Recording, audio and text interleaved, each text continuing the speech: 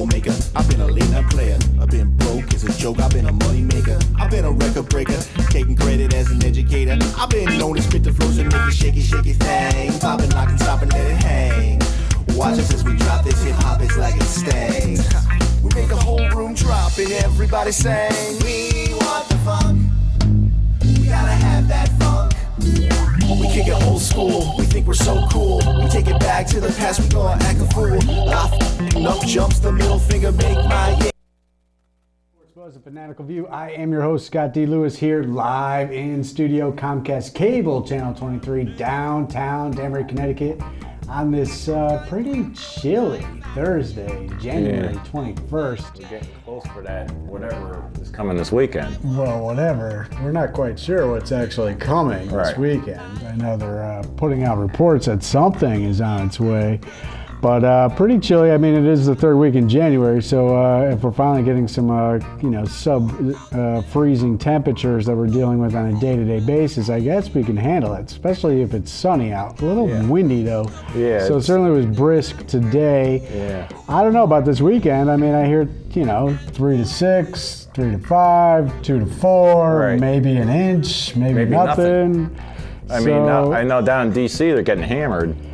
They are on red alert down in D.C. They're talking about 2 feet, maybe 3 feet of snow. Yeah. Starting tomorrow, Friday afternoon. My sister, my nephew are down there in that area. They got a little snow primer last night, I think it was, or 2 nights ago.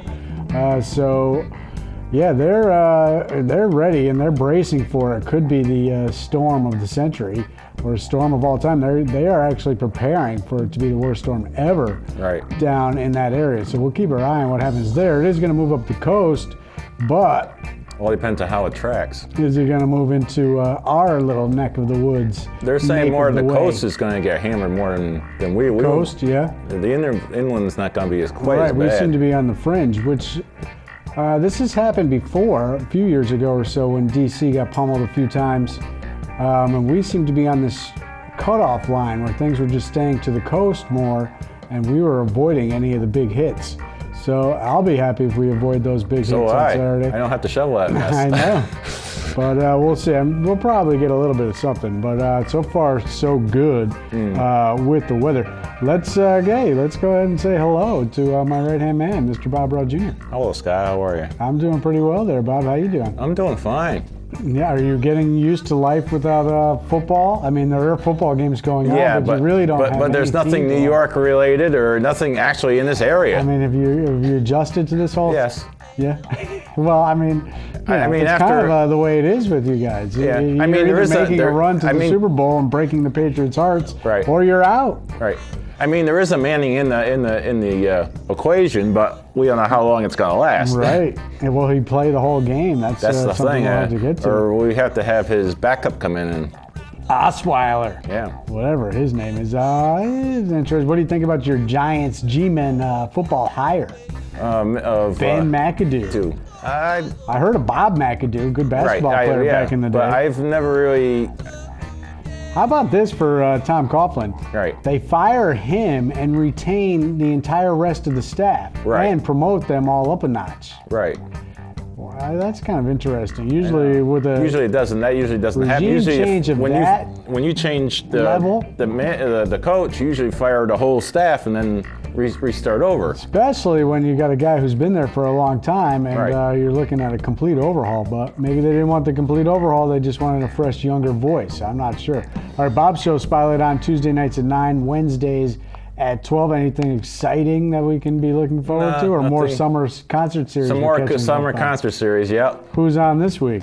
We had Mental Health and the J&B Band. I still have to go through. Well, J&B Band was on last week, so I have to do some more editing for next week's. We'll see what happens. Mike Toohey is in the control room, running things. Expose Cinema Friday nights at 9, Wednesdays at 1. And McFadden is in there. He's on the audio, and we are joined once again by the new addition to the production assistant extraordinaire category, Jenna Faco. There we see. We decided to break out an old picture from the summer down at Rogers Park before a Westerners game because it is a little cold out. Yeah. We thought maybe we'd warm ourselves up by looking at a nice sunny day with her in a big floppy hat on, looking good.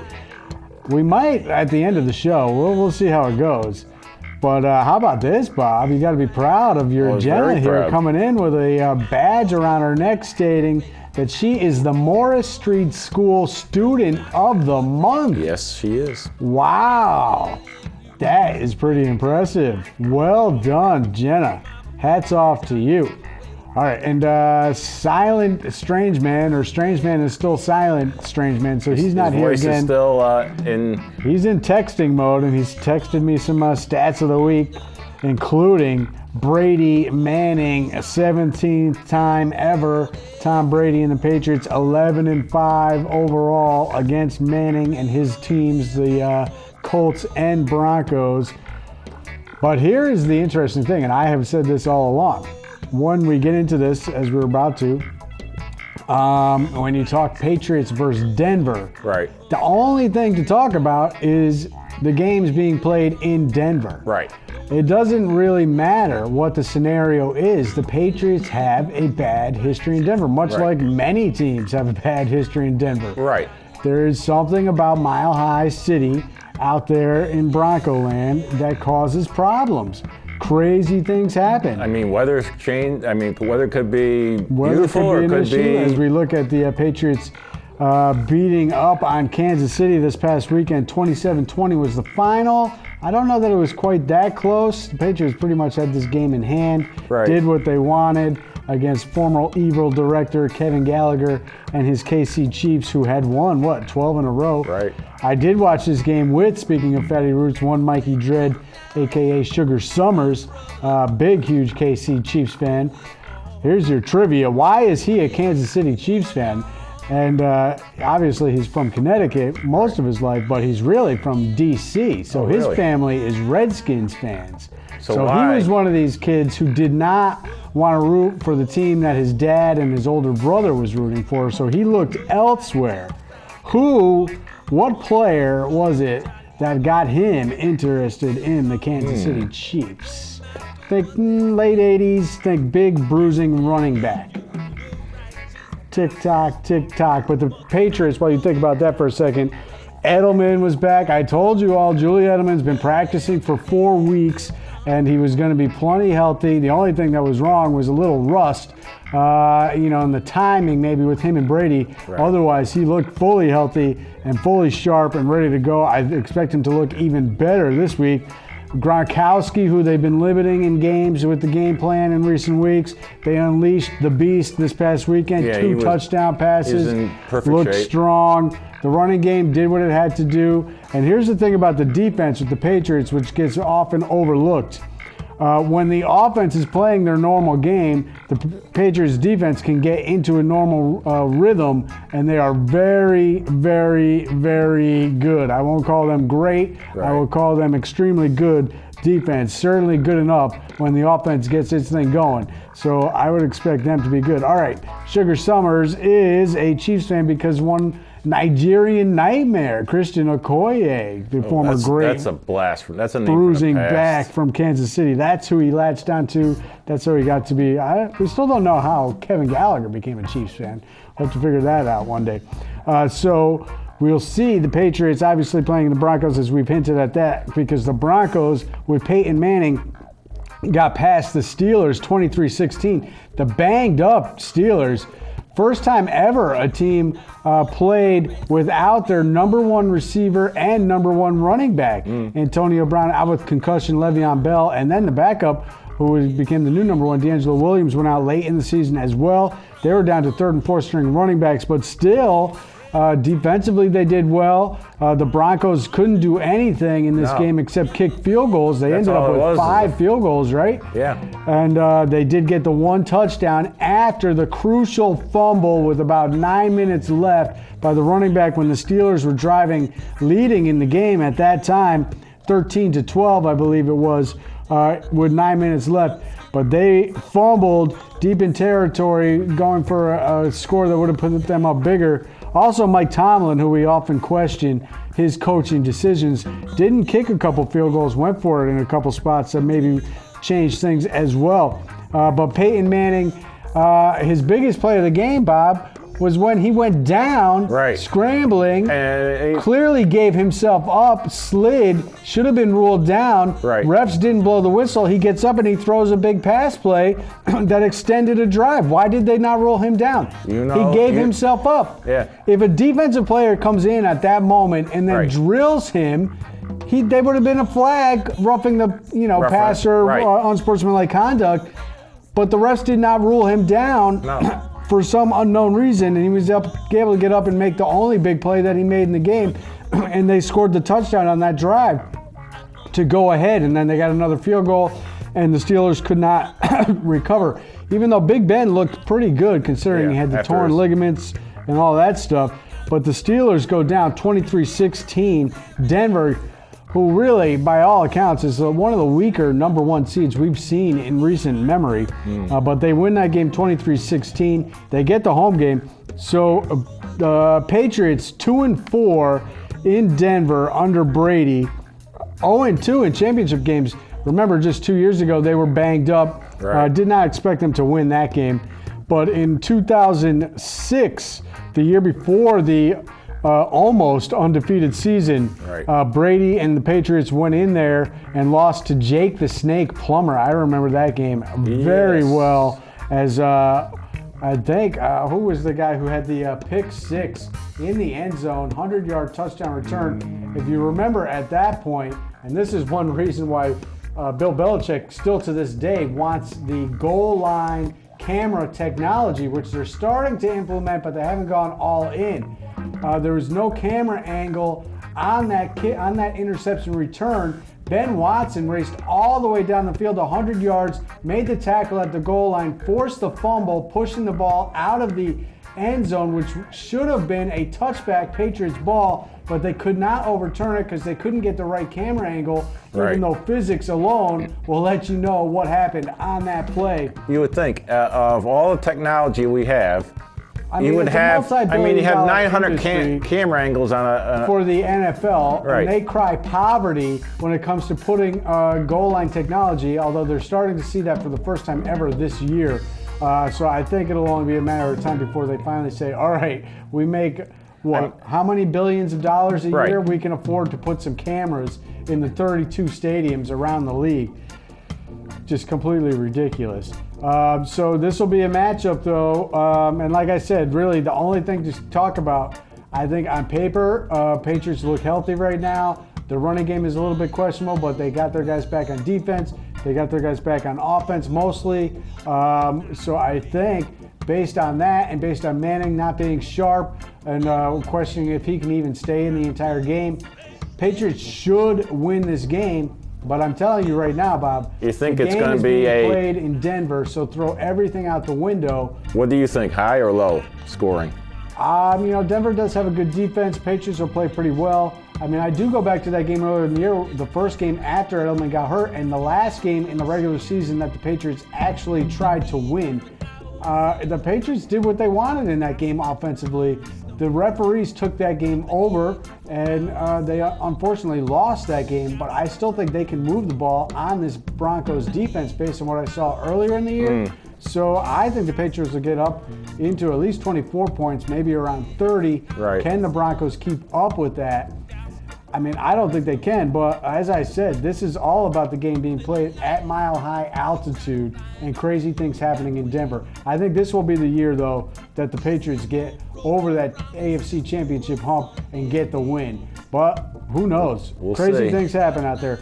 On the NFC side, in the nightcap after the Patriots beat the Chiefs, pretty crazy game. I take a little bit of, I mean, everybody always is like, after every game, they just have to say, one of the craziest, wildest, greatest games ever. That game was poorly played. Just because the ending got nuts and it went to overtime between Arizona and Green Bay does not mean it was a great game. It was poorly played. Carson Palmer was, clearly had the jitters. He hadn't played a playoff game in 6 years. He's never won a playoff game. A lot of pressure on him. He should have thrown 5 interceptions, including the one that would have ended this game that went through the defender's hands at the goal line. He instead threw 4, so he didn't play well, even though they come back and get this win.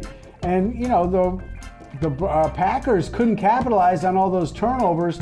They didn't score any points, and they had to rely on another Hail Mary. Oh, yeah. It was a deep one, too. Unbelievable. 2 times this year, Green Bay does nothing in the game.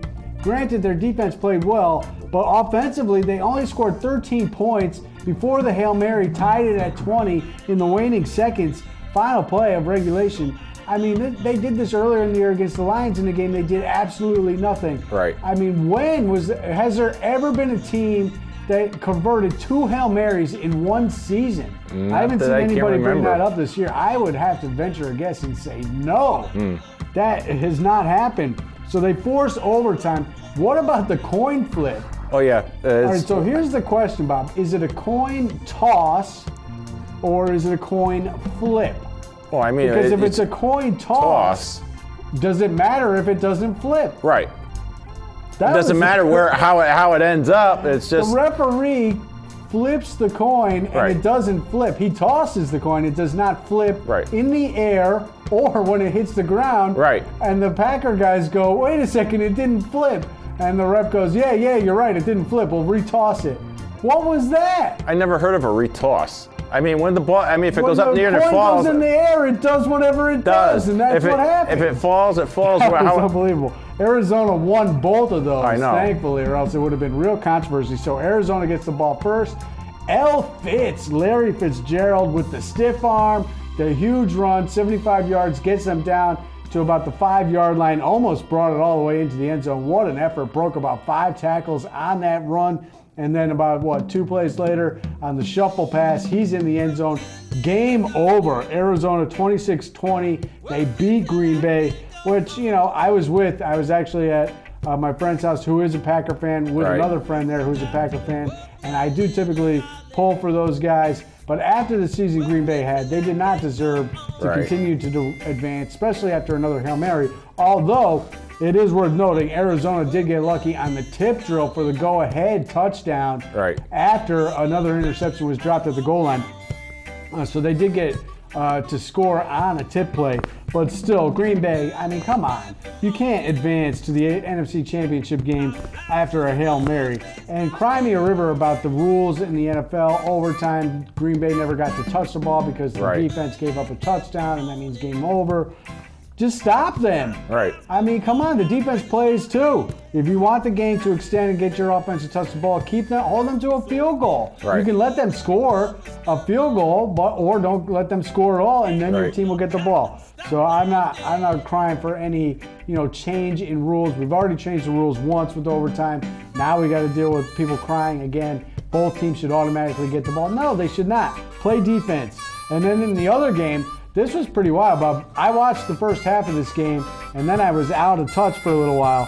31-0 at the half. Carolina Panthers all over the loudmouth, chesty Seattle Seahawks. Which I was glad of. I was not unhappy about seeing that at all either, because Seattle, remember, got lucky last week against Minnesota. Minnesota absolutely should have won that game.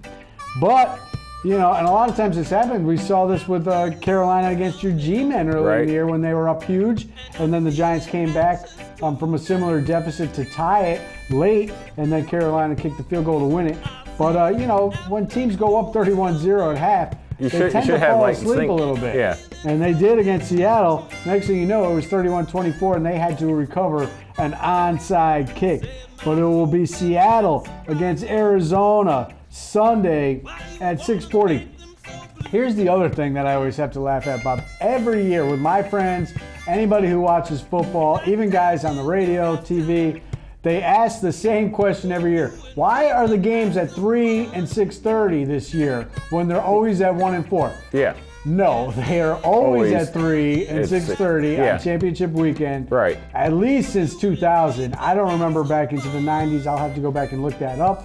But the games have always been at this time on championship weekend, and that's the way it is.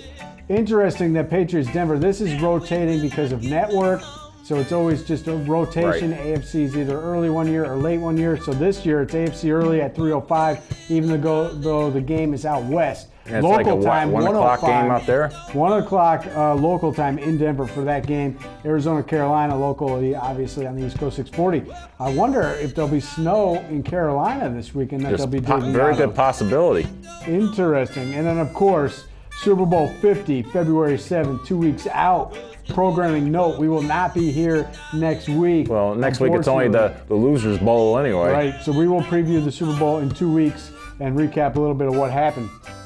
All right, let's turn the page to a couple other things. NBA action. Your Celtics are doing very well. A little bit better than they were. They had that bad stretch. They did lose a tough overtime game in Dallas, and then they did lose to the number one team in the Eastern Atlantic Conference, Toronto, last night. But they did have a 3-game winning streak around those games, so they did get back on track, played a little bit better this past week. And your Knicks have played a little bit better. Melo came back. They had a win. Well, they did have to go to overtime against the Sixers the other night. And I mean, that's pretty bad. Sixers, actually, the Sixers have gone 5-8 in their last 13 after their horrific start. So they have played better. But, I was happy to see the Celtics get a couple wins recently. But, they're going to have to keep doing that. But the Eastern Conference is just super tight right now. Right. The teams being super competitive. Although Orlando, one of the surprise teams early, is falling by the wayside. But watch out because Washington has played better, even though the Celtics beat them again recently in a great game the other night. So, Wizards are playing a little bit better, so they're creeping up as Orlando's falling out. Right. Remember, early in the year, Atlanta got off to a horrible start, but they've played very well now, so they're deeply entrenched in the standings there, so we'll see. But the big matchup in the last week, Cleveland took their lumps. First of all, getting shut down defensively by San Antonio. Right. Kawhi Leonard completely shut down Pawn James. So that was nice to see. And then they backed that up with an absolute crushing at the hands of this defending NBA champion Golden State Warriors in Cleveland, Bob. Did you see any of this game? No. They were down by 41 points at home against Golden State in the second half of this game. They were down by 30 plus in the second quarter of the game. They ended up losing by about 32, I think it was. So 2 bad losses to the 2 top teams in the NBA, and both of them are out west, even though the West is a little bit down. Clippers, however, you have to give them credit. They won more. They had a 10-game winning streak. I'm not sure what that winning streak is up to, although Blake Griffin has been out. Right. And they're winning during that stretch. Interesting to note. So NBA, a lot of interesting things. I do want to also mention, even though Charlotte Hornets are struggling with Big Al Jefferson being out with injury, Kemba Walker is having an outstanding season. I do hope he becomes an NBA All-Star this year. 52 points by King Kemba the other night in a victory. So that was great. Okay. We'll stick with a little basketball real quick. UConn up and down a little bit, lost to Tulsa, but did beat Tulane. Coach Ali, as we see him right there, he's got to get these guys, to get some respect from the pollsters because they're not getting it. No. 8-2 in their last 10, still no love, even though the former Big East, which is now the new Big East, is getting plenty of love. I mean, when are the pollsters going to realize that there's been realignment? So they need to realign their thought process. Right. And I think it's possible that Larry Brown's SMU Tigers are going to be the undefeated team right now, only undefeated team. They're moving up, and they could be the new number 1 as early as this week. Only problem for them, they are banned from postseason play this year because of sanctions, some sort of thing. Speaking of former Big East matchups, UConn versus Georgetown this weekend, Saturday. So that'd be a good game to check out. It should be a good game. Yes. How about this, Bob?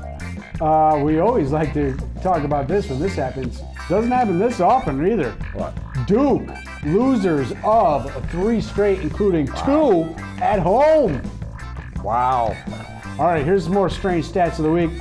Bruins beat the Canadians 4-1, 3,004 wins for the Bruins now. But here's your real strange style and stats of the week. Your boy Lundqvist becomes a rare goalie to win 20 wins, 11 seasons. Yeah. Pretty impressive. I wouldn't have guessed he's been around 11 seasons. Yeah. He's been around for a while. Yep. And the Blackhawks have won 12 in a row. Bruins, Canadians looked like they were running away with the Eastern Conference early in the year, but they have really fallen on hard time. They're down to like 5th or 6th place in their own division. Bruins have leapfrogged them. Florida is still the top team in that division with Detroit Red Wings right behind them, who do not belong in the Eastern Conference, by the way. Hello, NHL. There's an uneven amount of teams in these leagues, with the Eastern Conference having more and the West having less, 16 to 14. Make 2 15-team leagues. Yeah. It's simple math, people. Let's get that done. Why is this happening? We heard some recent controversy about tennis. Yeah, we're going to get to a little bit of tennis as well. We did just want to mention that. Your Rangers and your Islanders are battling it out for second place behind the hottest team in the NHL, or the best team, because the Blackhawks, defending Stanley Cup champs, are probably the hottest team, but Capitals still remain number 1 in the standings, playing a great team. So tennis, Australian Open underway. Little controversy brewed leading up to it this week. Match fixing, Bob. And also, who might be involved in match fixing but the Russian mafia, which is never a good thing when Russian mob gets involved. Yeah. There has been no names leaked yet as to who might be the possible players involved. So far, the reports say none of the top players, although Novak Djokovic claimed that, not directly, but one of his handlers, I guess you would say, was offered a large sum of money once to throw a match, which he turned down. Wow. But the second tier players, mid-level and second tier, so not necessarily the bottom guys, but even, relevant players in the second tier and then lower, claims that they have possibly been throwing matches and or throwing sets, which is an interesting thing when you think about it. If you follow tennis, there's plenty of times when a match will go, 6-4, 6-0, 2-6, let's say. And what happened in that middle set when one player just dropped it to get to a third set, where maybe gamblers are, putting wagers on how many sets these matches are going to go. So an interesting thing. We'll look for more information on that. But Rafael Nadal, Bob, out in the first round. Have we seen the end of Rafa? I mean, can he get back on track? People keep talking about his injuries, which could be playing a part of it. Personally, I think at this point, it's a mental thing and it's a confidence-shaken thing. I think Rafa has no confidence right now, and he is out. Jenna. Leighton Hewitt, who is retiring, a longtime Australian tennis player, great ambassador to the game. He got knocked out in the second round. Big crowd pleaser. He is. Is Jenna coming in? Yes, she is. Let's take a look at that badge. Get that in the air. Congratulations, Jenna. Looking good with that around your neck. Very nice. What do you got to say about that? Very happy. Very happy. Well, we're happy too. All right. Simona Halep, my new favorite player, she's out. Eugenie Bouchard, she's out as well. All right, we'll be back in 2 weeks. 30 days to pitchers and catchers. And we'll be back for our Super Bowl preview. The Mets lost their stat man to the Cleveland Browns. Yeah. What's that all about? All right, we'll see you in 2 weeks.